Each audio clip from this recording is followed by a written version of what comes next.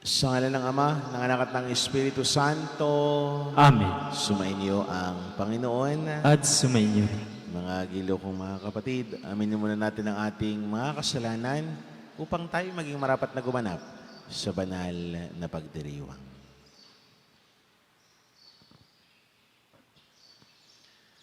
Sabay-sabay po tayo, inaamin ko sa makapangyarihang Diyos At sa inyong mga kapatid, na lubha akong nagkasala sa isip, sa salita, sa gawa, at sa aking pagkukulang. Kaya'y sinasamo ko sa mahal na Birheng Maria, sa lahat ng mga anghel at mga banal, at sa inyong mga kapatid, na ako'y panalangin sa Panginoong ating Diyos. Kawaan tayo ng makapangyarihang Diyos, patawarin tayo sa ating mga kasalanan, at patnubayan tayo sa buhay na walang hanggan. Amen. Panginoon, kaawaan mo kami. Panginoon, kaawaan mo kami. Kristo, kaawaan mo kami. Kristo, kaawaan mo kami. Panginoon, kaawaan mo kami. Panginoon, kaawaan mo kami. Manalangin po tayo.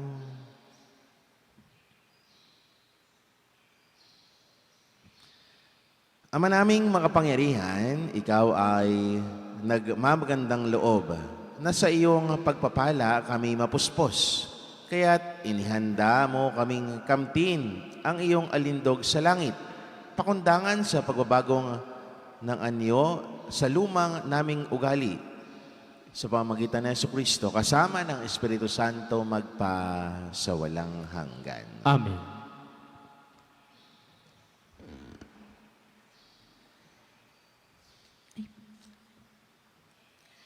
Pagbasa mula sa aklat ni Propeta Daniel. Noong mga araw na iyon, ang mga tao ay nagkaisang parusahan ng kamatayan si Susana. Dahil dito, malakas at umiiyak na sinabi ni Susana, Diyos na walang hanggan, nalalaman mo po ang lahat ng lihim at nakikita ang lahat ng bagay bago pa mangyari. Alam mo na pong walang katotohanan ang ibinibintang nila sa akin. Hindi ko ginawa kailanman ang pinararatang nila sa akin. Bakit ako kailangang mamatay? Dininig ng Diyos ang kanyang dalangin. Nang si Susana ay dinala na sa pagpapatayan sa kanya, isang binatang nagngangalang Daniel ang malakas ng tumutol. Ayaw kong mapabilang sa magbububo ng dugo ng babaeng ito, sabi niya. Tinanong siya ng mga tao, ano ang ibig mong sabihin, binata? Lumapit sa unahan ang binata at nagpatuloy ng pagsasalita. Mga Israelita, hangal ba kayo at hinatulan ninyo ang babaeng ito nang di mo na siniyasat at maingat na sinaliksik ang katotohanan? Kailangang ulitin ang paglilitis. Walang katotohanan ang katibayang inilahad ng dalawang iyan. Nagdudumaling bumalik ang mga tao. Sinabi ng mga pinuno, Daniel, yamang binigyan ka ng Diyos ng karunungan, gaya ng isang matanda. Halika at sumama ka sa amin sa paghatol sa usaping ito. Pagkatapos, nagsalita si Daniel, paglayuin ninyo ang dalawang hukom at magkahiwalay ko silang sisiyasatin. Na mapaglayo na sila, tinawag ni Daniel ang isa at sinabi, matandang walang pinakatandaan. Inilalantad ka na ng maraming kasalanang ginawa mo. Hindi makatarungan ang mga hatol na ikinagawad mo. Pinarurusahan mo ang walang kasalanan at pinalalaya ang talagang nagkasala. Di ba sinabi ng Diyos, huwag ninyong parurusahan ng kamatayan ang walang sala? Kung talagang nakita mo ang pinararatang mo sa babaeng ito, sabihin mo sa amin, sa ilalim ng anong puno siya nagtatalik ng matutop ninyo. Sumagot siya, sa ilalim ng punong hati. Sinabi ni Daniel, gayon, buhay mo ang kapalit ng iyong sagot. Pagkat ibinigay na ng Diyos sa kanyang anghel ang parusa mo at hahatiin ka sa dalawa. Inilayo siya roon at pinatawag ang kanyang kasama. Paglapit nito, sinabi ni Daniel, "Ikaw naman, anak ni Kanaan, hindi ka tunay na Hudyo. Binihag ng alindog ng babae ang iyong isip at inalipi ng kahalayan ang iyong puso. Alam na namin ngayon ang ginagawa mo sa kababaihan ng Israel. Tinatakot mo sila para pagbigyan ng iyong kahalayan. Subalit narito ang isang babae ng Huda na hindi natakot sa iyong kaimbihan. Sabihin mo, sa ilalim ng anong puno ninyo nakita ang inyong pinagbibintangan?" At sumagot ang matanda, "Sa ilalim ng punong putol." Gayon, pakli naman ni Daniel, "Buhay mo ang katumbas ng kasinungalingang ito, pagkat naghihintay na ang anghel ng Diyos upang putulin ka sa pamamagitan ng tabak." Dahil dito, nagsigawan sa tuwa ang lahat na nakasaksi at nagpuri sila sa Diyos sapagkat inililigtas niya ang mga nagtitiwala sa Kanya. Binalingan nila ang dalawang hukom matapos patunayan ni Daniel na sila'y nagsisinungaling at nanumpa ng di totoo. Inatulan silang mamatay. Ayon sa kautusan ni Moises, ang nagparatang ng di totoo ay siyang lalapatan ng parusang nakatanda sa kasalanang ipinaratang niya. Naligtas nga sa kamatayan ng isang taong walang kasalanan. Ang salita ng Diyos. Salamat sa Diyos. Salmong tugunan, kahit sa daang madilim, Panginoon ko'y kapiling. Kahit sa daang madilim, Panginoon ko'y kapiling. Panginooy aking pastol, hindi ako magkukulang. Ako'y pinahihimlay sa mainam na pastulan, at inaakay niya ako sa tahimik na batisan. Binibigyan niya ako ng iyong bagong kalakasan. Kahit sa daang madilim, Panginoon ko'y kapiling. At sangayon sa pangako na kaniyang binitiwan, sa matuwid na landasi doon ako inaakay.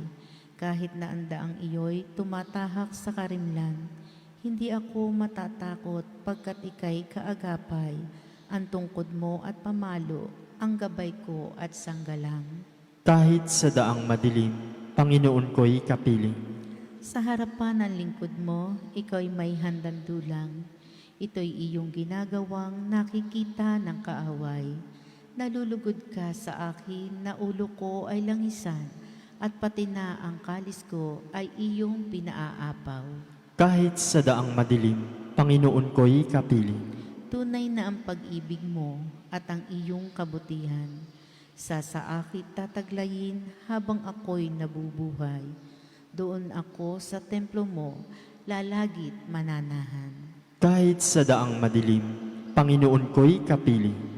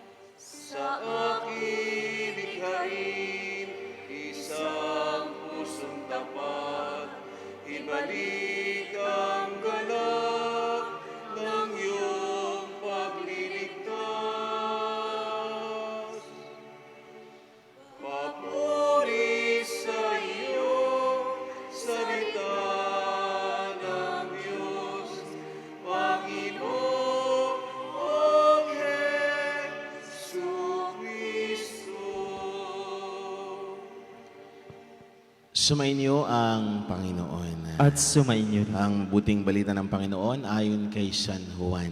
Papuri sa iyo, Panginoon. Noong panahong iyon, sinabi ni Jesus sa mga Pariseo, "Ako ang ilaw ng sanlibutan.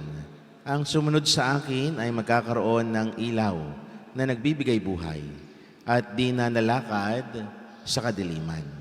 Sinabi sa kanya ng mga Pariseo, ikaw ang nagpatotoo sa iyong sarili. Hindi maaaring tanggapin ang patotoo mo.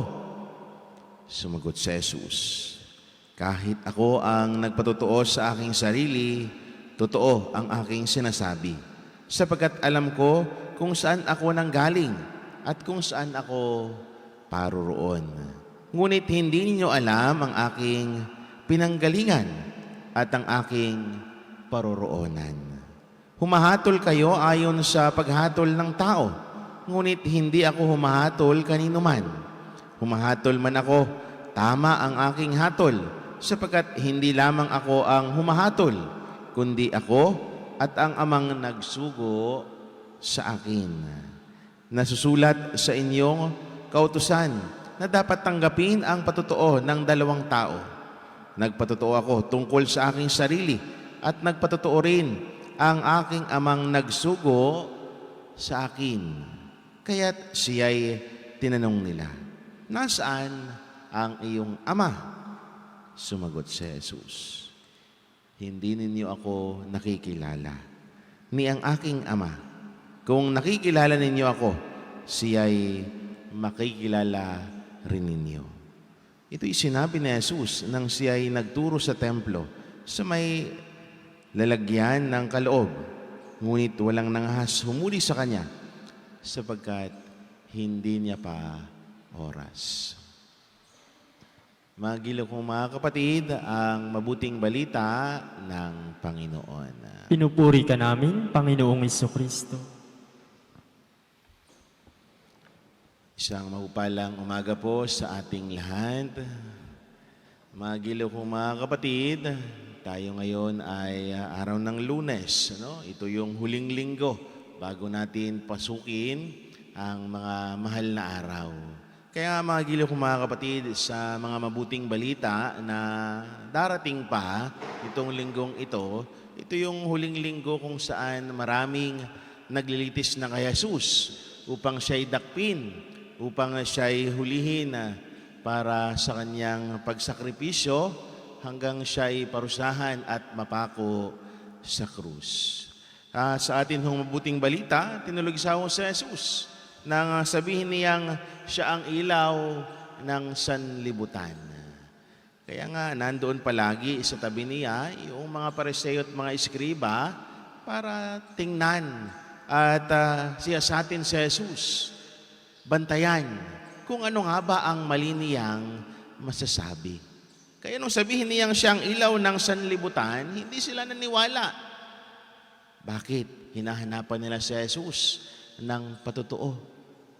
Hinahanapan nila si Jesus kung ano ang basihan niya, kung bakit sinabi niya ang mga bagay na iyon. Mga gilaw kong mga kapatid, si Jesus na rin ang sumagot. Kung hindi ninyo nakikilala ang kanyang ama, hindi rin ninyo nakikilala siya. Kaya mga gilaw kong mga kapatid, tingnan natin, paano ba natin makikilala ang Diyos Ama? Tayo bilang mga mananampalataya, paano natin nakilala ang Diyos Ama? So paano pamamaraan natin siya nakikilala? Mga ilo kong mga kapatid, isa na siguro sa basihan kung paano natin makikilala ang Diyos Ama ay ang ating pagkatao mismo. Na kung alam natin mismo na tayo ay nilikha ng Diyos, doon natin mauunawaan na ang Diyos Ama ang siyang tagapaglikha. God the Father is the Creator. At kung maunawaan natin na siya ang lumikha ng lahat, ibig sabihin, lahat ng biyayang ating nakakamtan araw-araw ay nanggaling sa Ama. Hindi sa ganang atin. Yes, nandoon yung pagsisikap natin. Nandoon naman din yung ating pagpapagal. Pero at the end of the day, we should always realize na ang lahat ng iyong biyaya dahilan sa iyong paggawa ay nanggaling lahat sa Ama. Bakit? Sapagkat nung niklain ng Diyos Ama ang sanlibutan, ibinigay na sa atin yung lahat ng bagay. Tayo na lang mga tao ang gagawa. Kung hindi niya ibinigay yung lahat ng bagay na iyon, ano ang gagawin natin? Meron ba tayong maaani? Meron ba tayong kailangang gawin? Isipin ninyo, kung lumikha lang siya ng langit at lupa, at doon sa lupa ay tumigil na siya, at pagkatapos noon nilikha niya ang tao na walang-wala, puro lupa. Anong gagawin natin doon sa lupa? Pero hindi. Ipinagpatuloy ng Diyos ang kanyang paglikha. Lumikha din siya ng lahat ng bagay na maaaring pagkuhanan ng mga tao. Lahat ng iyon ay nanggaling sa Diyos Ama. At sino naman ang Diyos Anak? Ang Diyos Anak ang siyang nagligtas sa atin. He is the Savior. If God the Father is the Creator, God the Son is the Savior. Kaya mga gilo kong mga kapatid, bagamat dito sa ating mabuting balita, ipinapakita sa atin kung paanong si Jesus, siya na mismo ang nagsabi na hindi na kailangan magpatotoo. Sa atin din, sa buhay natin pananampalataya, hindi na kailangan sabihin ni Jesus kung sino siya. Tunay na tayo ay ginagabayan. Tunay na ibinibigay sa atin ang pangangailangan natin sa buhay. Kailangan pa ba magpatotoo ni Jesus? Ilapat natin ito sa personal nating karanasan sa buhay. Tayo, bilang mga mananampalataya, nararanasan natin yung mga bagay na kapag gumagawa ka naman ng mabuti, pero maraming pa rin namang tumutuligsa o tumitingin ng masama sa iyo. Malimit, sumasama ang ating loob. Pero hindi natin kailangang magpatotoo sa kanila. Na kung alam natin sa ating sarili na gumagawa tayo ng tama, tumutulong tayo sa mga taong nangangailangan o tumutulong tayo sa simbahan, bakit ba kailangan nating magpatotoo sa kanila? Bakit ba kailangan nating sabihin sa kanila na itong ating ginagawa? Kaya nga may kasabihan, we could not please everybody. No? Hindi natin hayagang kuminsan na masasabi sa lahat na itong aking ginagawa. Sapagkat si Jesus na rin ang nagsabi sa atin, humahatol tayo ayon sa paghatol ng tao. Pero tingnan natin, meron tayong maghahatol sa bandang huli. Doon tayo magsusukatan. Sino ba ang gumawa ng tama at sino ba ang gumawa ng mali?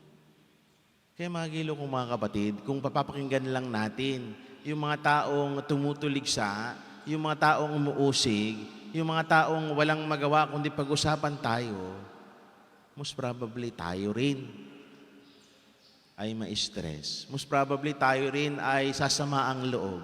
Pero kung patuloy tayong gumagawa, patuloy tayong naglilingkod sa simbahan, patuloy tayong dumudulog sa Diyos, sa bandang huli, hindi naman sila ang hahatol sa atin. Yes, dito sa lupa. Pero pagkatapos ng buhay natin dito sa lupa, ang Diyos na mismo ang siyang hahatol sa atin at ang Diyos ang magbibigay sa atin ng kapayapaan na doon lang natin makakamtan sa Kanyang kaharian. Kaya mga gilong mga kapatid, napakaganda ng paalala sa atin ni Jesus na kahit siya'y Diyos, ay hinatulan din ng mga tao. Kahit siya'y Diyos, inusig din ng mga tao. Kahit siya'y Diyos, ay pinag-isipan din ng masama ng mga tao. Pero ang lesson ay hindi tumigil ang Diyos. Kahit na ganun pa man ang ginawa sa Kanya, hindi siya tumigil. Still, ipinagpatuloy niya ang paggawa. Ipinagpatuloy niya ang mabuti niyang ginagawa. Ipinagpatuloy niya ang kanyang hangarin hanggang sa tayo ay maligtas.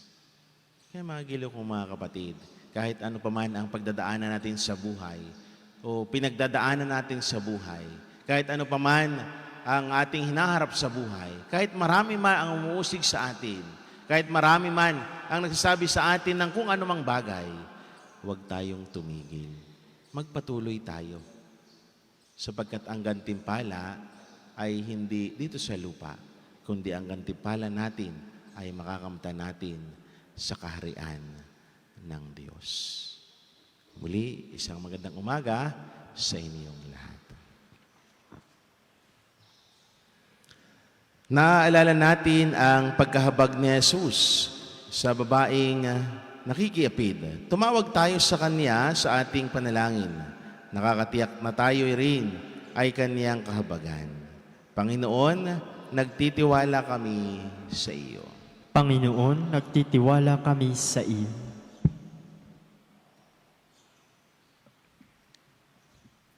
Ang mga napalayo sa Diyos dahil sa kasalanan, naway makaranas ng mapagmahal na habag ng tagapagligtas, manalangin tayo sa Panginoon. Panginoon, nagtitiwala kami sa iyo. Atin nawang iwasan ang paghatol sa iba at sa halip ay tingnan ang ating sariling buhay sa mata ng Diyos. Manalangin tayo sa Panginoon. Panginoon, nagtitiwala kami sa iyo. Ang mga may mabibigat na pasanin, dala ng kahirapan at alalahanin, naway maunawaan na hindi sila iniwan ng Diyos. Manalangin tayo. Panginoon, nagtitiwala kami sa iyo. Ang mga nagdurusa dahil sa maling hatol, naway patatagi ng Panginoon.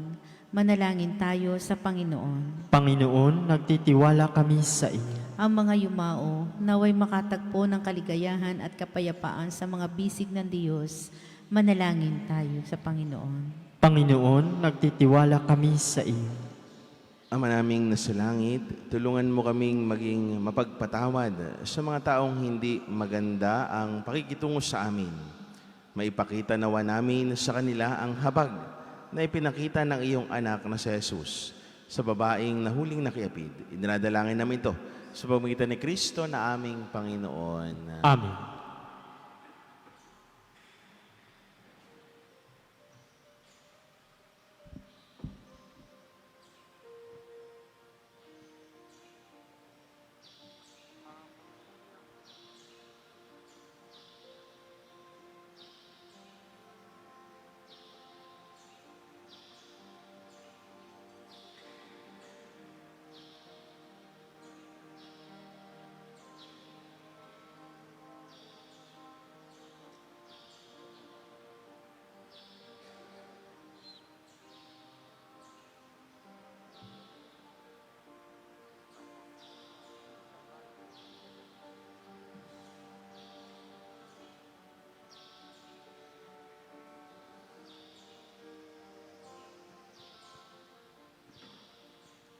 Magsitayo po. Manalangin kayo mga kapatid upang paghahain natin ay kalugdan ng Diyos, Amang makapangyarihan. Tanggapin nawa ng Panginoon itong paghahain sa iyong mga kamay, sa kapurihan at karangalan sa ating pakinabangan at sa buong sambayanan niyang banal. Ama naming lumikha, kaming gaganap sa banal na hain, ay buong galak nawang makaharap na may kadalisayang angkin, upang ang bunga ng aming pagtitiis ay may pamalas namin sa pamagitan ni Jesucristo kasama ng Espiritu Santo magpa sa walang hanggan. Amen. Sumainyo ang Panginoon. At sumainyo rin. Itaas sa Diyos ang inyong puso at diwa. Itinaas na namin sa Panginoon. Pasalamatan natin ang Panginoon na ating Diyos. Marapat na siya ay pasalamatan. Ama naming makapangyarihan, tunay nga marapat na ikaw ay aming pasalamatan. Sa pamagitan ni Jesucristo na aming Panginoon. Sa pagbabakasakali mong kami bubuti, isinugo mo si Jesucristo upang pangunahan kami. Bilang pagsunod sa iyong atas na bigay, ipinahayag ng iyong anak ang iyong kalooban na ang mga apitdukha ay kanyang damayan. Ngayon ay iyong inihahandog ang pagkakataong aming may sa loob, ang kanyang ganap at kusang paglilingkod upang sa iyo kami lagi makasunod. Kaya kaysa ng mga anghel na nagsisiawit ng papuri sa iyo, nang walang humpay sa kalangitan, kami nagbubunyi sa iyong kadakilaan. Santo, Santo, Santo Panginoong Diyos ng mga hukbo, napupuno ang langit at lupa ng kadakilaan mo. Osana sa kaitaasan. Pinagpala ang naparirito sa ngalan ng Panginoon. Osana sa kaitaasan. Ama naming banal, ikaw ang bukal ng tanang kabanalan. Kahit sa pamamagitan ng iyong Espiritu, gawin mong banal ng mga kaloob na ito upang para sa amin maging katawan at dugo ng aming Panginoong Heso Kristo. Bago niya pinagtiis ang kusang loob na maging handog, hinawakan niya ang tinapay, pinasalamatan kaniya, pinaghati-hati niya rin abot sa kanyang mga alagad at sinabi, tanggapin ninyong lahat ito at kanin. Itong aking katawan na ihandog para sa inyo.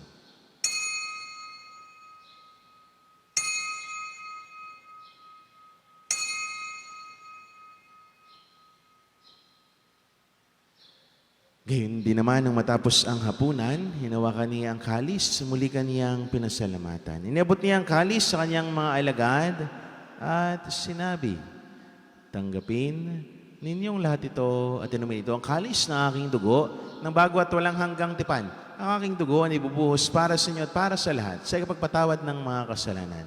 Gawin niyo ito sa pag-alaala sa akin.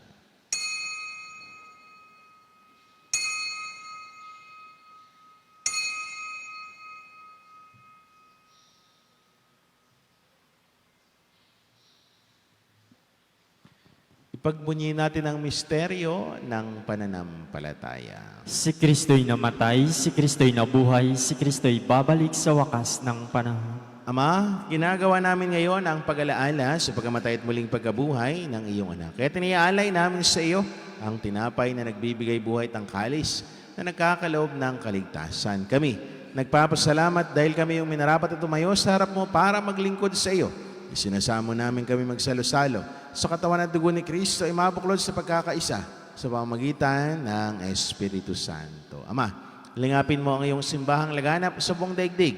Puspusin mo kami sa pag-ibig kay San Francisco na aming Papa, ni Gilbert naming Arsobispo at ng Tanang Kaparian. Alalahanin mo rin ang mga kapatid naming nahimlay na may pag-asang sila'y muling mabubuhay, gayon din ang lahat ng mga pumanaw.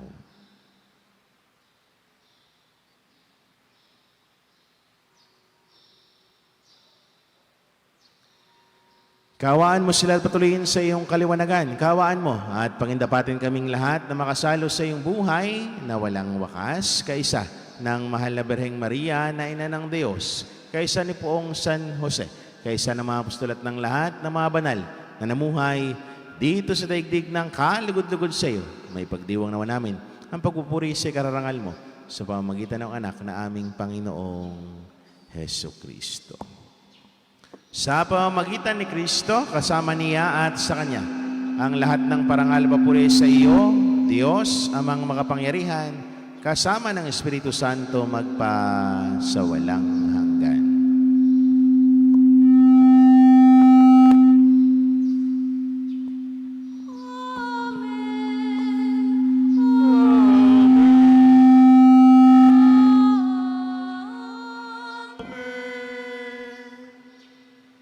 Sama-sama natin ngayon idulog ang ating mga kahilingan sa panalangin tinuro sa atin ng Panginoon.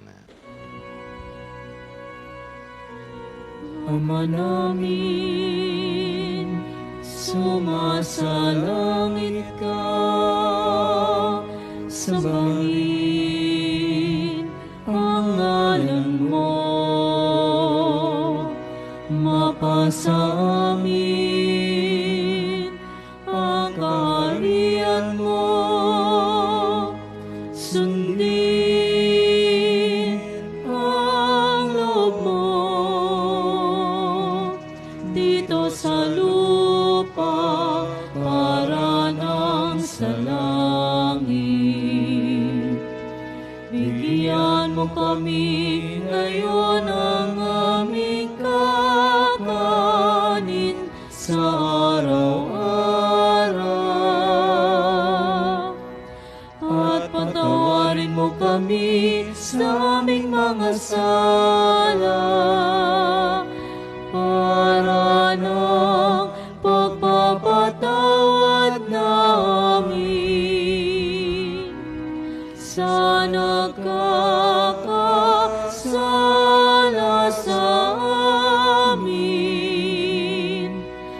At huwag mo kaming ipahintulot sa tukso at iadya mo kami sa lahat ng masama. Hiniling namin kami adya sa lahat ng masama, pagkalooban ng kapayapaan araw-araw, iligtas sa kasalanan tilayo sa lahat ng kapahamakan. Samantalang aming pinanabigan ang dakilang araw ng pagpapahayag ng tagapagligtas naming si Hesu Kristo. Sapagkat iyo ang kaharian, ang kapangyarihan, ang kapurihan, magpakailanman. Amen. Panginoong Jesucristo, sinabi mo sa iyong mga apostol, kapayapaan ang iniiwan ko sa inyo, ang aking kapayapaan ang ibinibigay ko sa inyo. Tunghayan mo ang aming pananampalataya at huwag naman ang aming maraming pagkakasala. Pagkalooban mo kami ng kapayapaan at pagkakaisa, ayon sa iyong kalooban kasama ng Espiritu Santo magpa sa walang hanggan. Amen. Ang kapayapaan ng Panginoon ay laging sumainyo. At sumainyo rin. Magbigayan kayo ng kapayapaan sa isa't isa. Peace be with you po. Kordero ng Diyos na nag-aalis ng mga kasalanan ng sanlibutan, maawa ka sa amin. Kordero ng Diyos na nag-aalis ng mga kasalanan ng sanlibutan, maawa ka sa amin. Kordero ng Diyos na nag-aalis ng mga kasalanan ng sanlibutan, ipagkaloob mo sa amin ang kapayapaan.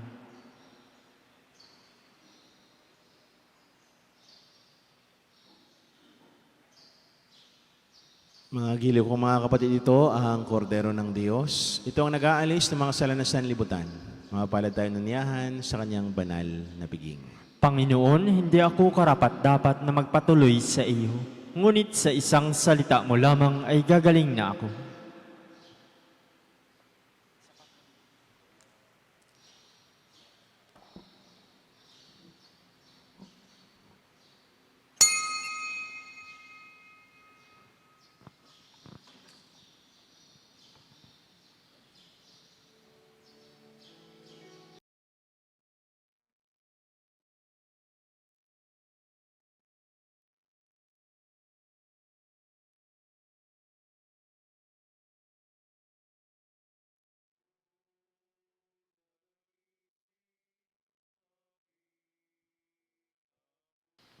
Manalangin po tayo. Ama naming mapagmahal, kaming pinapakinabang mo sa piging ng iyong pagpapala ay pamalagiin nawa nitong walang hilig na magsama. At sa gayoy maliksin naming masundan ang yapak at halimbawa.